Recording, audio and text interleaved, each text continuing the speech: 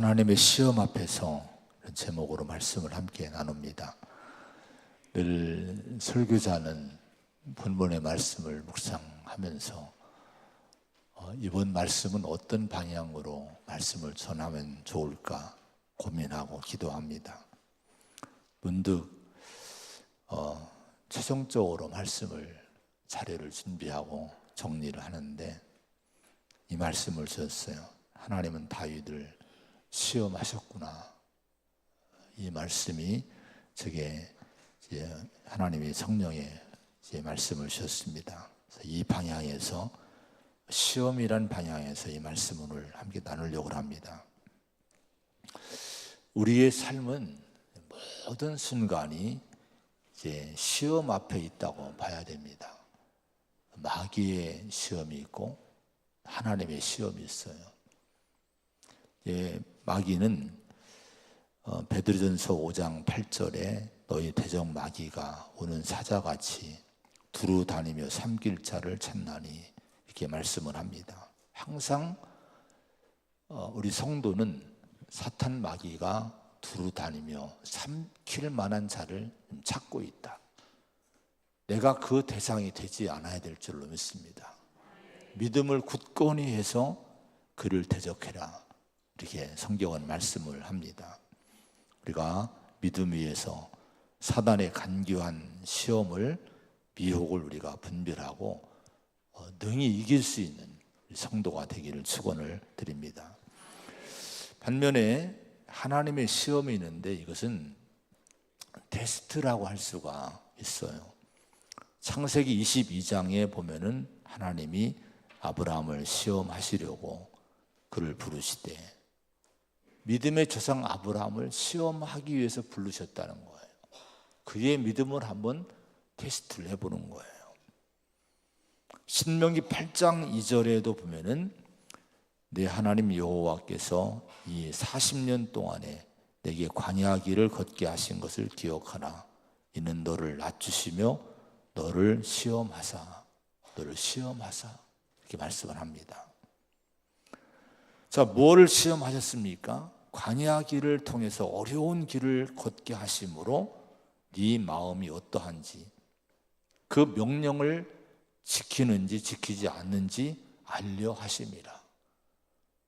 힘들고 어려운 길을 가게 되는데 그런 길에서도 하나님을 여전히 꾸준히 그 계명을 지키며 순종하고 사는지, 믿음을 잃지 않는지, 말씀을 지키는지 이걸 한번 알아보기를 원하셨다고 하는 겁니다. 요한복음 10장 10절에 보면은 도둑이 오는 것은 도둑질하고 죽이고 멸망시키려는 것뿐이요 내가 온 것은 양으로 생명을 얻게 하고 또 풍성히 얻게 하려는 것이라 이렇게 말씀을 했습니다. 도둑이 오는 것은 목적이 분명하다는 거예요. 도둑질하고 죽이고 멸망시킨 목적으로 온다는 거예요. 사단이 우리에게 시험을 주고 미혹을 주는 것은 목적이 분명합니다. 우리를 쓰러뜨리려고, 우리 믿음을 찢으려고, 우리를 죄짓게 해서 망하게 하려고 사단이 이제 도둑처럼 다가오게 됩니다. 그런데 내가 온 것은 양으로 생명을 얻게 하고 더 풍성히 얻게 하려는 것이라. 하나님의 목적은 분명해요. 예수님 보내신 목적, 주님이 이 땅에 오신 목적은 분명합니다. 우리가 생명을 얻는 거예요. 풍성한 은혜 속에 사는 거예요. 이 목적을 갖고 우리에게 오시는데 하나님의 테스트도 그런 목적입니다. 우리가 더 강하고 더 견고하고 더 우리가 분별해서 깊은 믿음의 삶으로 들어가서 살기를 원하셔서 이런저런 일에 우리를 시험하시게 되는 겁니다. 여러분, 하나님의 테스트에 우리가 잘 믿음으로 통과해서 우리 믿음이 더 견고해지고 우리 믿음이 반석 위에 세워지는 그런 은혜가 있기를 축원을 드립니다. 자, 오늘 이 다윗을 향해서 하나님이 이제 시험을 하신 걸로 우리가 이제 오늘 해석을 하면서 보려고 하는데요. 두 가지입니다. 두 가지를 봅니다. 평안함의 시험, 먼저 평안함의 시험을 이제 이 다윗이 하나님으로부터 테스트를 받게 됩니다. 1절의 말씀을 한번 같이 보겠습니다. 1절입니다. 시작. 여호와께서 주위의 모든 원수를 무찌르사 왕으로 궁에 평안히 살게 하신 때에, 평안히 다윗이 궁에서 살게 됩니다. 그동안 다윗의 일생을 쭉 우리가 살펴봤어요. 사무엘상 하를 통해서 쭉 살펴보고 있는데, 얼마나 이 다윗이 고난의 세월을 이제 어렵게 지내왔습니까? 10수년간을 도망하고 그 생명의 위협, 사울왕의 집요한 그 살해 위협을 피해서 그 고통과 고난의 사망의 음침한 골짜기를 지나왔습니다. 그런데 그 고난이 평안한 삶으로 이제 바뀌어지게 됩니다. 여기 평안히 살게 하신 때에 이렇게 말씀을 해요. 그런데 거기 보면은 여호와께서 주위의 모든 원수를 무찌르사, 이렇게 말씀을 1절에 하고 있죠. 무찌르사라고 하는 것은 자체가요, 쉬게 했다는 의미가 있는 단어를 이제 사용을 하고 있습니다. 자, 이 수많은 대적들로부터 하나님이 대적을 무찌르게 하심으로 쉼을 줬다는 거예요. 평화의 시대를 다윗이 맞이하게 됐다 하는 거예요. 그런데 다윗이 지금 만난, 다윗이 누리는 쉼과 이 안식, 평안의 삶은 어디서 여러분 온 것입니까? 누가 이 은혜의 삶을 허락하신 것입니까? 여호와께서, 이렇게 여호와께서 말씀하십니다. 하나님이 그렇게 해줬다는 거예요. 다윗이 누리는 쉼, 다윗이 누린 평안은 하나님의 선물이었다고 말씀하는 거예요. 오늘 우리가 먼저 이 사실을 깊이 알기를 바랍니다. 하나님의 선물에 대해서 우리가 하나하나 짚어보면요, 모든 것이 하나님의 선물이에요. 우주 만물이 하나님의 선물입니다.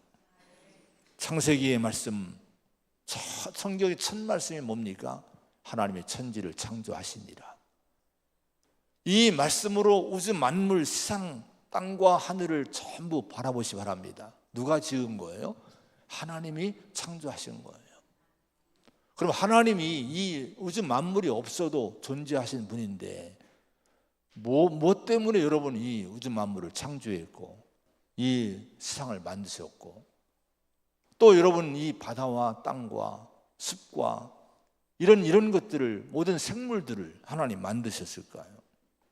모든 창조를 거친 이후에 하나님 마지막 하나님이 인간을 창조하고 거기 살게 하신 거예요.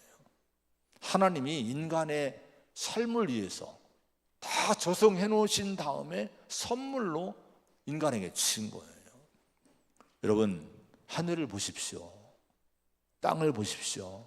별과 태양과 달과 모든 살아있는 생물들과 모든 걸 한번 이 믿음의 눈으로 보시기 바랍니다. 하나님이 우리에게, 나에게 선물로 주신 거예요. 선물이 아닌 것이 없는 거예요.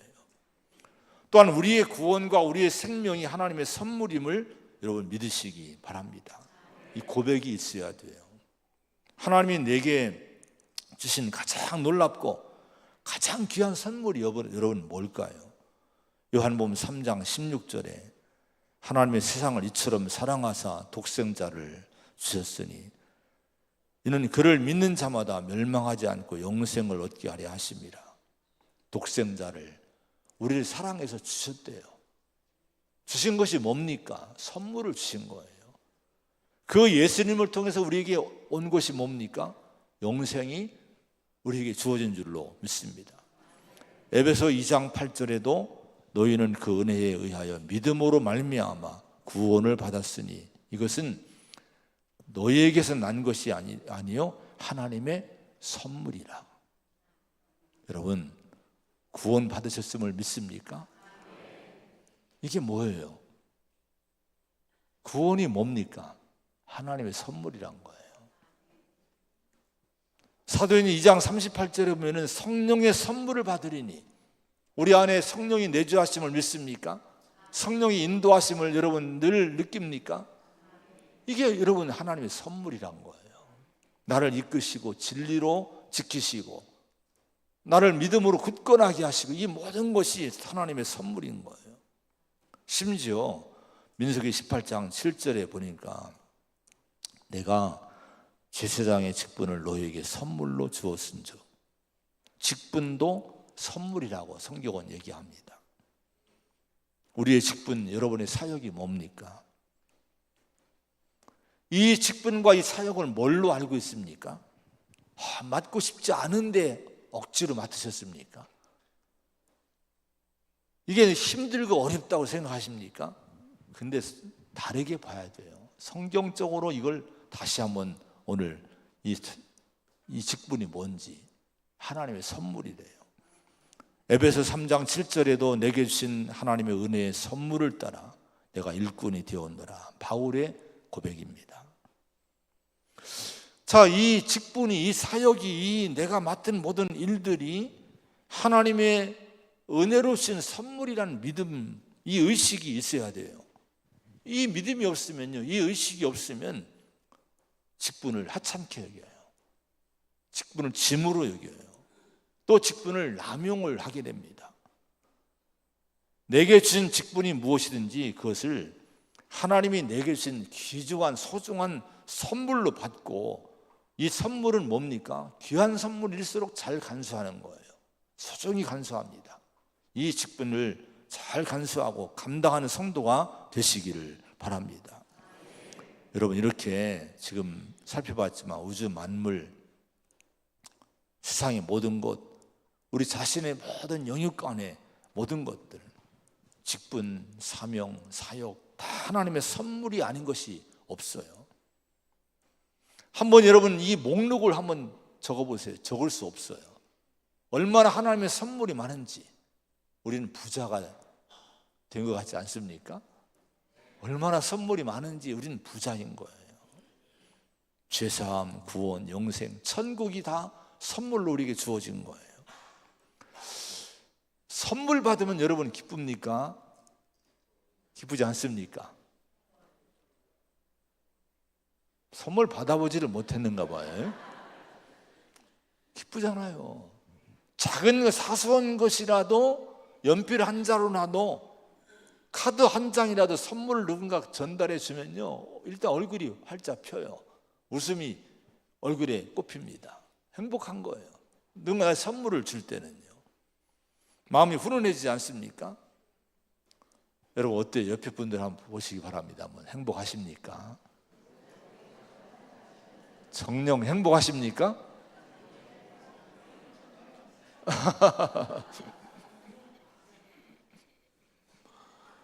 우리 성도는 행복감이 있어야 돼요. 믿음을 가지고 여러분 우주 만물을 보세요. 한번 믿음으로 하늘을 보시고 땅을 보시고 별들을 보시고 달들을 보시고 태양을 보고 우리 주변을 다 보세요. 내 생명을 보세요. 내 안에 역사하는 성령의 은혜를 보세요. 다 뭡니까? 선물인 거예요. 그럼 우리가 행복해야 될 줄로 믿습니다. 불행감을 벗어나야 됩니다. 우리는 행복한 존재입니다. 더 놀라운 일이 있어요. 로마서 8장 32절에 자기 아들을 아끼지 아니하시고 우리 모든 사람을 위하여 내주시니가 어찌 그 아들과 함께 모든 것을 우리에게 주시지 아니하겠느냐. 새 번역을 보니까 이렇게 번역했어요.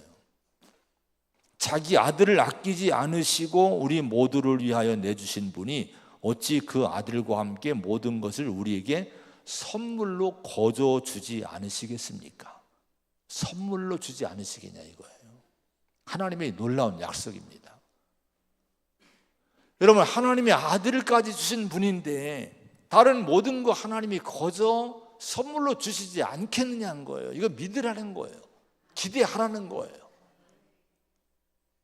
여러분, 이 기대감이 있어야 될 줄로 믿습니다. 하나님은 우리 미래에 선물을 준비하고 있는 거예요. 이걸 기대를 해야 돼요. 우리 아내가 가끔 선물하는데 이 시계를 보면요, 오래전에 선물한 거예요. 생각지 않았는데 한 20년 전인가요? 이게 그 당시 좀 비싼 건 아닌데 그래도 좀 좋은 거를 하나 과분하게 사와서 생각지 않은데 성탄 선물을 주는 거예요. 이걸 볼 때마다 마음이 훈훈한 거예요. 얼마 전에 어디를 갔다 오는데 생각지 않은데 품목은 얘기하지 않겠어요. 근데 선물 하나 사온 거예요. 너무 막 뜻하지 않은, 생각지 않은 선물이 너무 마음이 좋더라고요. 아내가 이 선물을 해주니까요. 그래서 저는 아내가 어디 가면 기대를 해요. 뭐를 사올까? 이번 선물이 뭘까? 기대를 합니다. 그 생각만 해도 기뻐요. 행복해요. 근데 여러분, 하나님이 약속하신 거예요.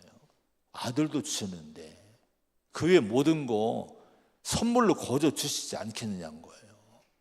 여러분, 인생에 대해서 기대를 걸기를 바랍니다. 하나님이 내가 생각지 않은 선물들을 주심을, 내가 정말 하나님의 뜻 안에서 하나님의 사랑받는 자로서, 하나님 사랑하는 자로서 인생을 믿음으로 살게 되면 그 앞길에 하나님이 종종 내게 선물을 주신단 말이에요. 이걸 믿으시고 기대하시기를 바랍니다. 그런데 우리가 하나님의 선물로 가득한 세상에서 우리는 어떻게 살아야 되냐 이거예요. 특히 내 삶이 안정이나 평안의 삶이 주어졌을 때 성도의 삶은 과연 삶의 모습은 어떠해야 될까? 하나님은 우리가 어려울 때도 그 어려움을 대하는 믿음의 태도를 하나님은 보십니다. 이 사람이 이 어려움 당했을 때 어떤 믿음으로 이 어려움을 이겨나가는가, 이걸 보시고 있는 거예요. 하나의 테스트인 거예요. 반대로 삶이 평안할 때, 오늘 다윗이 평안함을 지금 누리게 되잖아요. 궁에서 살면서. 이때도 하나님은요, 그 뭔가를 성취하고 뭔가를 이뤘을 때에 어떤 마음과 태도를 갖고 그 평안한 삶을 믿음으로 사느냐, 이걸 하나님은 보시는 거예요. 이것도 하나의 테스트라고 하는 거예요. 이 시험은 태초부터 인간에게 주신 시험입니다. 창세기 1장에 보면은 이제 하나님이 이제 만물을 다 창조하고 마지막 인간을 창조한 다음에 자기 형상으로 만든 인간에게 복을 주십니다. 모든 걸 다스리게 하십니다. 생육하고 번성하고 땅에 충만하고 땅을 정복하라고 다 위임을 해주셔요.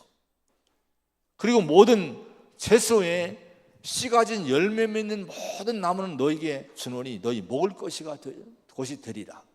그러니까 양식도 먹을 거 걱정 없이 풍성한 축복을 하나님이 주십니다. 창세기 2장에 가면요, 에덴 동산을 창설하시고 거기에 아담을, 하와를 거기 이끌어 주시는 거예요. 그런데 그 에덴 동산에 모든 것이 부족함이 없는 축복을 주시면서 그 동산 한가운데에 뭐를 심어 놓은 거 아니? 선악과 나무를 심어 놓으셨어요. 그리고 이건 먹지 말라. 먹으면 죽는다. 이런 이 계명을 하나 세워 놓으셨습니다. 자, 인간 역사의 가장 크고 안전하고 평화롭고 풍성한 축복을 받은 사람이 누굴까요? 아담입니다. 우주 만물을 전부 만들어 놓고 모든 걸 다 위임해 주신 거예요. 이런 축복을 받은 사람이 없어요. 최고의 축복을 받은 사람입니다. 그런데 그런 축복을 받았는데 더군다나 이 하와를 나중에 독차하는 것이 좋지 않아 외로워 보이니까 아내를 만들어 주신 거예요. 하와는 누굽니까? 세상에 최고 아름다운 여인이에요. 최고의 여자였어요. 뭡니까?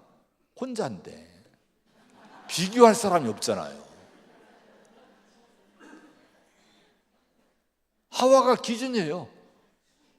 누구도 비교할 수 없는 여인인 거예요. 이런 아내를 주신 거예요. 축복 중에 축복이지 않습니까? 그런데 한 가지 선악과 나무를 심어 놓으시고 열매는 먹지 말라 금하셨어요. 이거 가지고 사람들이 의문을 갖고 또 불평을 해요. 왜 하나님이 구태여 거기다가 선악과 나무를 심어 놓고 먹지 말라고 먹으면 죽는다 해놓고 죄짓게 했느냐고 따지고 의문을 갖고 이게 진짜 하나님이 사랑의 하나님이냐 막 이런 분들이 계시더라고요. 근데 하나님 마음을 알아야 돼요. 왜 그랬을까요? 하나님 마음은 어떤 마음이었을까요? 하나님은 아담과 하와 우리 인간에게 이 하나님의 풍성한 축복을 받아서 평안과 안정된 삶을 누리고 행복을 누리게 되는데, 그때도 우리가 인간의 욕망만을 위해 살지 말고 정욕만을 위해 살지 말고 그 욕심과 모든 세상을 향한 것들을 절제하면서 풍성한 풍요 속에서도 하나님 말씀을 지킬 수 있는가? 하나님을 존중히 여길 수 있는가? 하나님의 그 사람으로서 하나님을 우선순위로 두고 살 수 있는가? 이걸 하나님이 테스트한 거예요. 이걸 보기를 원하신 거예요. 신명기 6장에도 보면요, 하나님께서 이스라엘 백성들이 가나안 땅에 들어가기 전에 그런 말씀했어요. 네가 앞으로 내가 약속한 땅을 들어갈 거다. 거기에 가면은 네가 건축하지 아니한 아름다운 집을, 성읍을 얻게 할 거고, 네가 채우지 아니한 아름다운 물건이 가득한 집도 얻을 것이고, 네가 파지 아니한 우물도 얻을 것이고, 네가 심지 아니한 포도원과 감람나무를 차지하게 하사 내가 배불리 먹게 하실 거다. 이런 약속을 하십니다. 그런데 한 가지 너 조심해라. 뭘 조심하느냐? 그때 조심할 것이 뭔고 하니 하나님을 잊지 말라. 너를 구원한 하나님을 잊지 말라. 하나님을 경외하고 그를 섬기며 그 이름으로 맹세하며 살아라. 이렇게 경계를 해주셨습니다. 여러분, 하나님 마음이 뭘까요? 이 마음이, 하나님은 자기 백성들이 평안할 때 하나님을 잊지 않고 하나님을 경외하며 더 잘 섬기기를 원하시는 마음이 있었던 거예요. 하나님의 이 마음, 하나님 뜻을 잘 헤아리면서 하나님이 내 인생에 선물로 주신 인생의 안정, 평안, 성취, 이런 시기에 하나님의 기대를 어긋나지 않는 믿음, 섬김의 삶으로 하나님의 시험을 통과하는 성도가 다 되시기를 축원을 드립니다.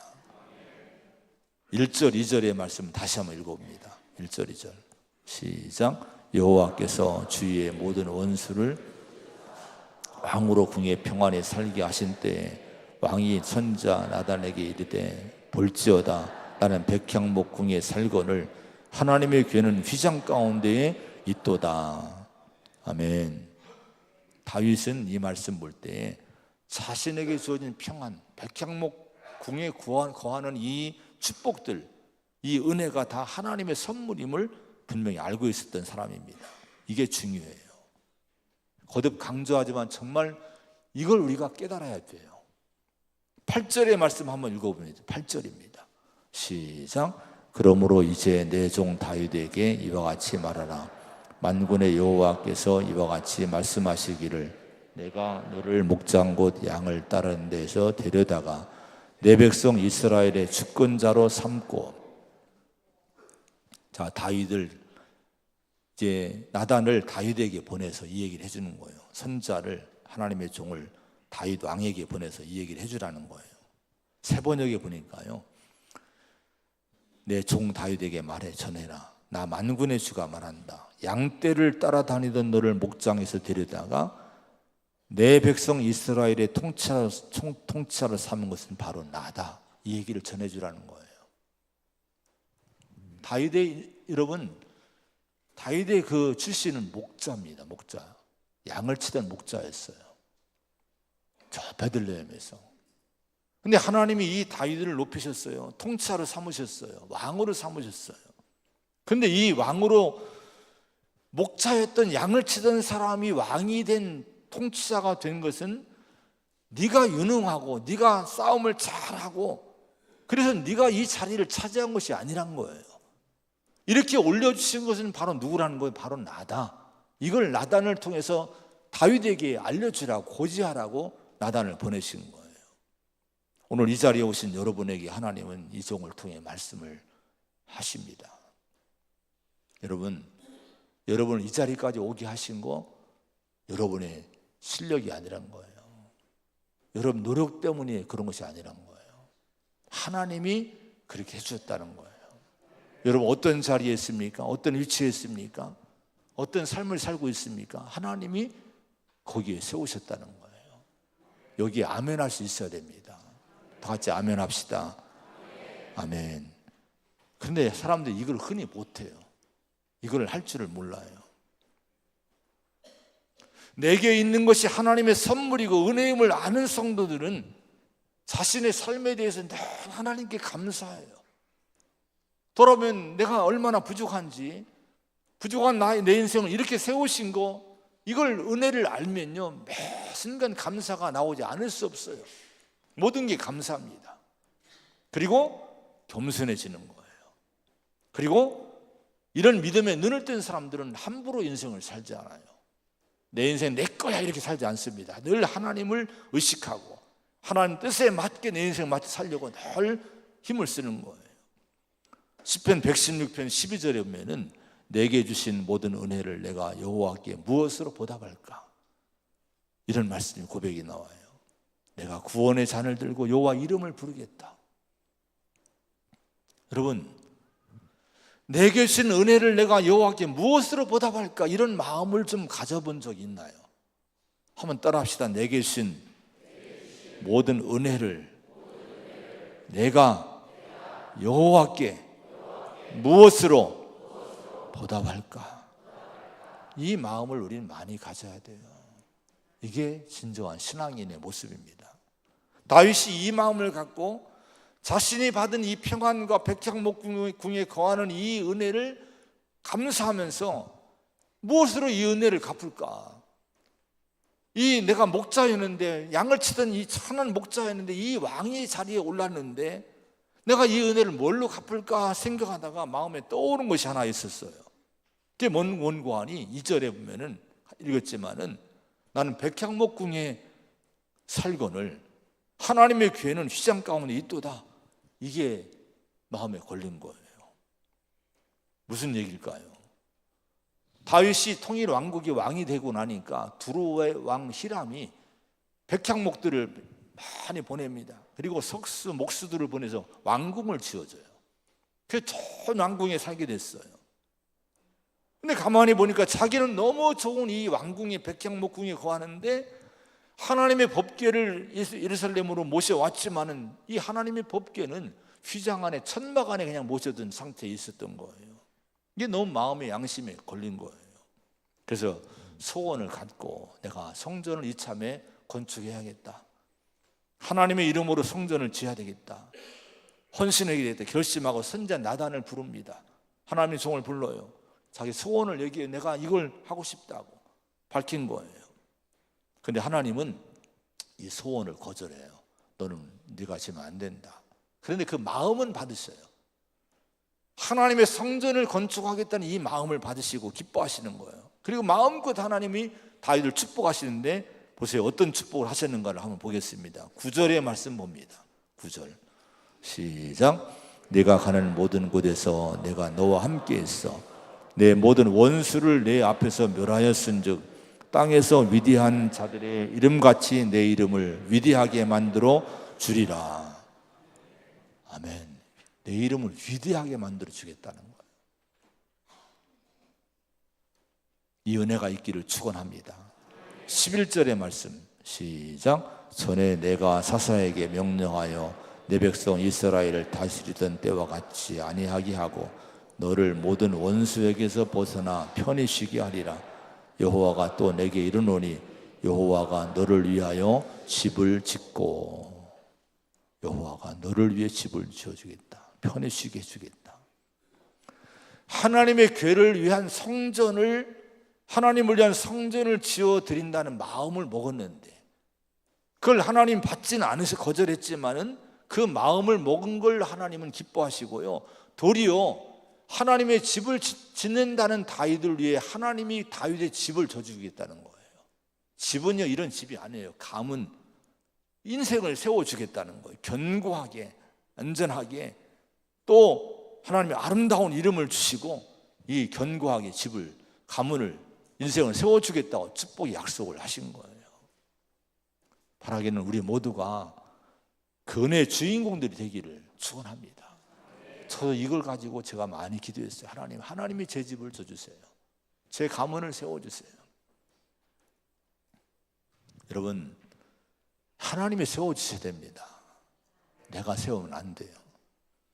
우리가 그러기 위해서 평안할 때, 백향목궁에 거하는 은혜를 누릴 때, 그 은혜를 내 육체의 기회로만 삼지 말고 정신 차리고 우리가 하나님의 일을 걱정해야 돼. 다윗처럼 걱정해야 돼요.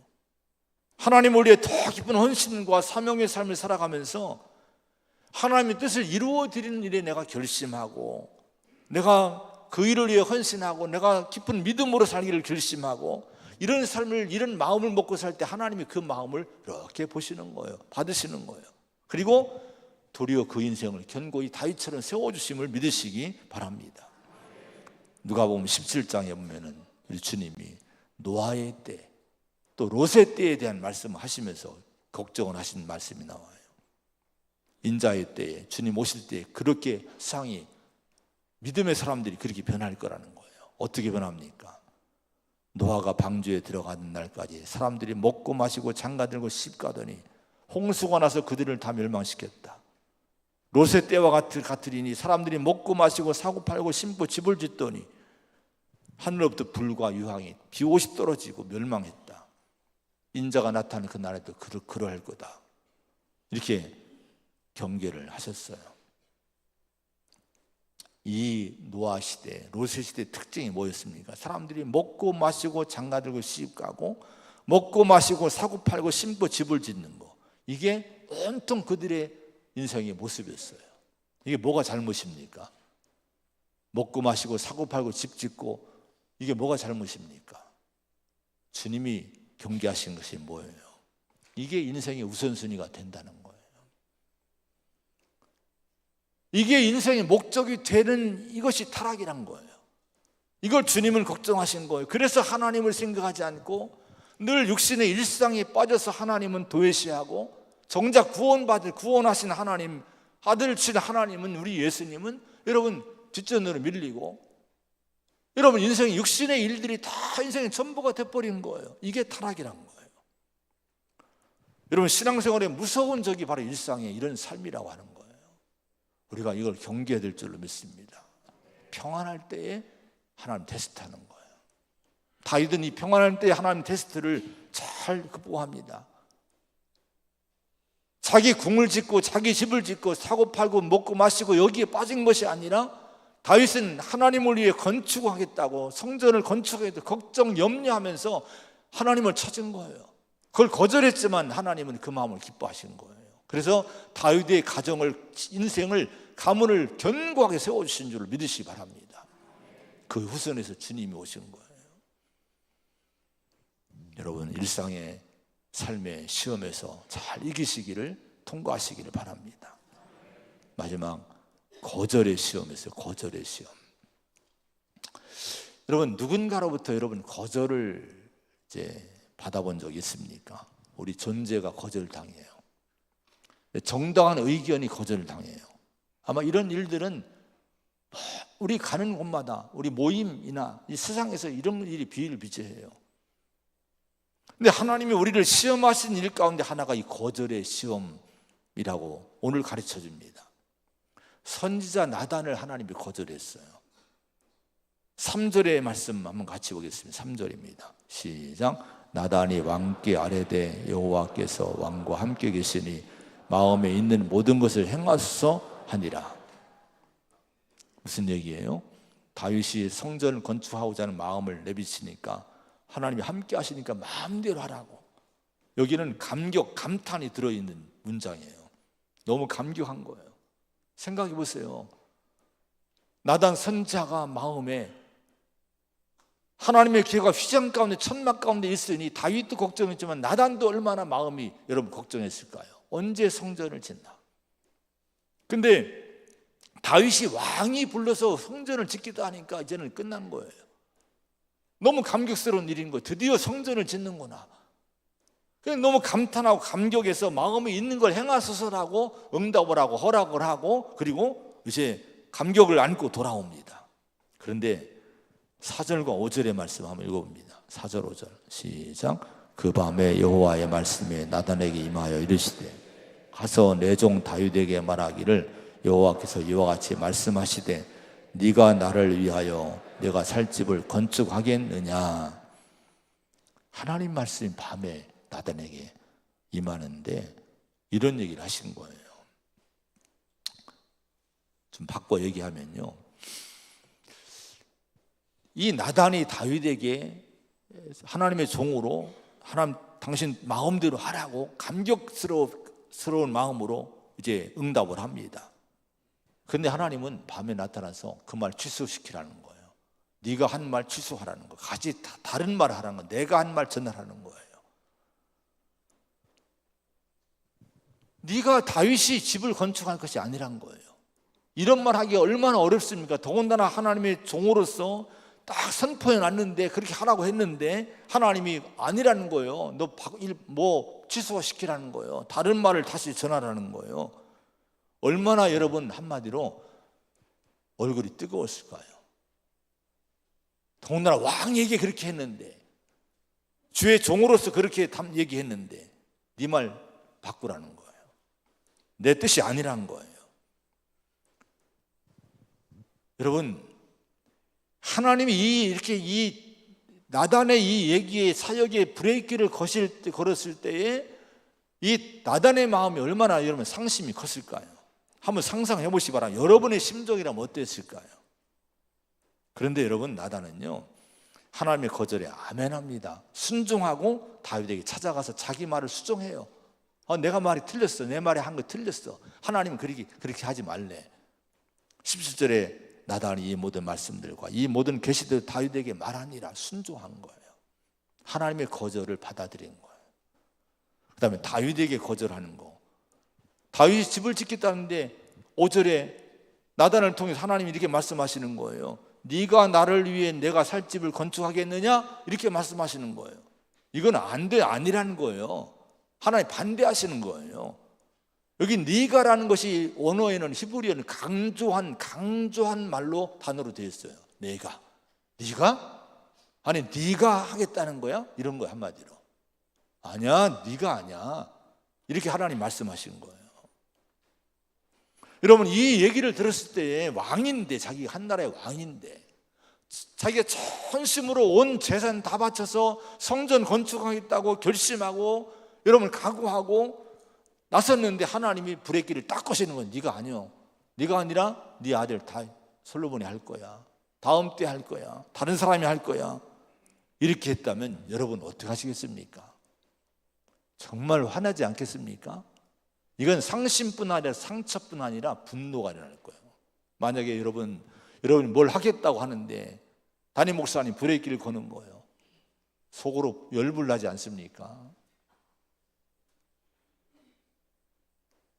다윗이 그런 상태인 거예요.